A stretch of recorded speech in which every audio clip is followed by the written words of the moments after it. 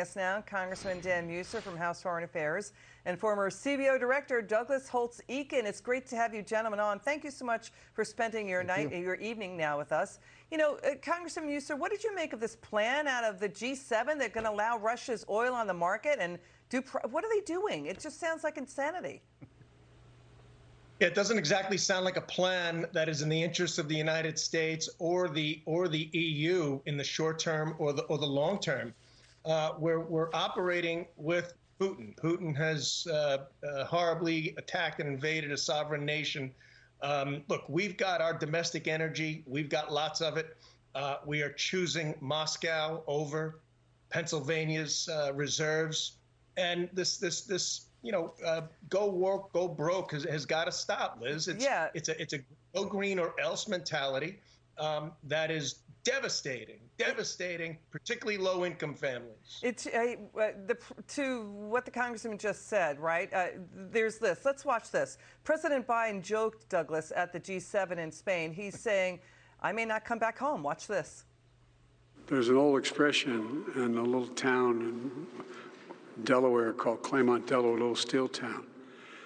And they say, we're like poor relatives. We show up when we're invited and we stay longer than we should. So be careful, we may not go back. Okay, he's trying to make it funny, but Douglas, the new Associated Press NORC poll, 85% say the U.S. is headed in the wrong direction. 8 out of 10 Democrats say that. 73% of independents disapprove, 60% disapprove of Biden. And then, Douglas, you had Vice President Harris fixing a comment she said Biden will run again. Now the vice president is saying he intends to run again. What's happening here? Well, the polls are nothing but bad news, but the polls reflect the bad policies that put the U.S. in this position. We got the inflation because of the American Rescue Plan, overstimulus of the economy, big spending problem. Now with the inflation, the Fed is warning that a recession is a possibility. The Fed chairman has been very blunt about how you can't rule that out.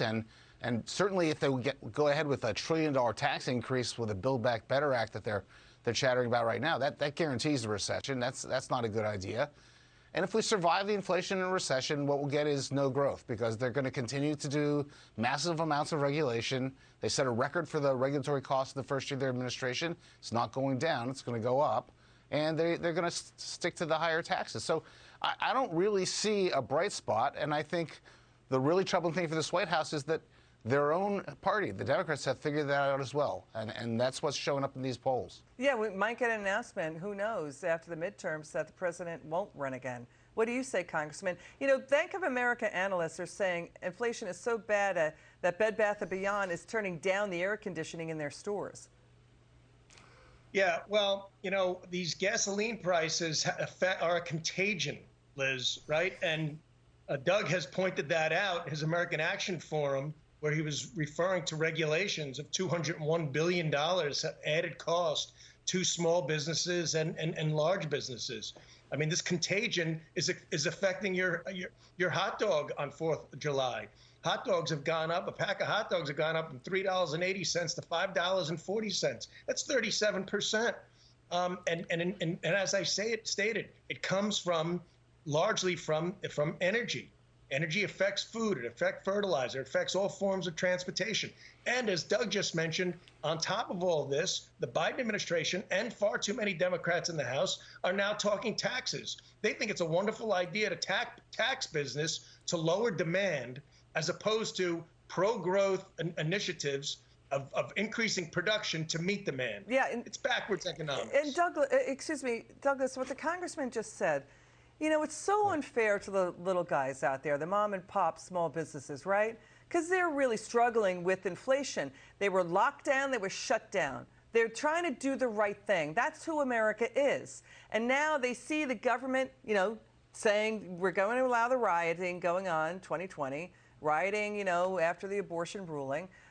You know, the government overspending ignited inflation, and Biden, after the shutdowns of for the pandemic, is shutting down U.S. oil and gas. It just doesn't make any sense. And now the president is reportedly upset and irritated that Democrats and media outlets saying he should not run again. Anybody but Biden.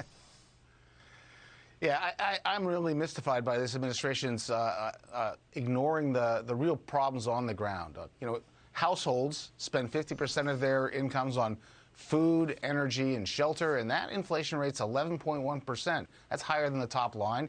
That no one can manage that. They get reminded of it every time they go to a gas station, a grocery store, or go home. And you know, the small businesses have already shown some weakness in hiring. Everyone else is out there in this hot labor market trying to snap up workers.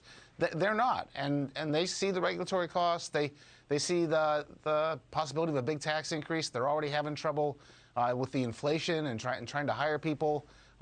That's the cornerstone of the U.S. economy. And when it gets in trouble, you have lost your ability to lead the economy, which means you're going to lose your ability to lead the nation. That's important what you just said, because the president is about to join Gerald Ford and Jimmy Carter in history, Congressman. All of them clobbered by inflation. Nixon was too. But now he's going to double down on more government spending and Chuck Schumer's budget reconciliation. What do you think of that? Well, you know, inflation is not discriminatory, as we well know, but it does affect lower income worse. What's worse here is we all remember Jimmy Carter at least having a mea culpa moment. OK, that actually showed some courage. We've got a Biden administration that all they do is blame. All they do is cause this problem, and yet bring in the oil industry and say that they're price gouging and they won't drill and they're unpatriotic. You know, people see right through that. Voters see right through that. It's hard to believe that he's even got 35% approval rating. I think he's going to lose his base. Inflation touches everyone, every voter out there in the suburbs, the cities, or the rural and the farms. And those people are not happy with the direction and the willingness to double down on the direction of this administration. There's going to be a blowout in the midterms. Final word, Douglas. Take it. Well, look, the real issue here is that consumer confidence is at the lowest point it's ever been measured. And that tells you that not only have the Republicans correctly diagnosed that there isn't a strong future, Democrats have as well. Okay. Congressman Dan Muser and Douglas Holtz-Eakin, thanks for joining us.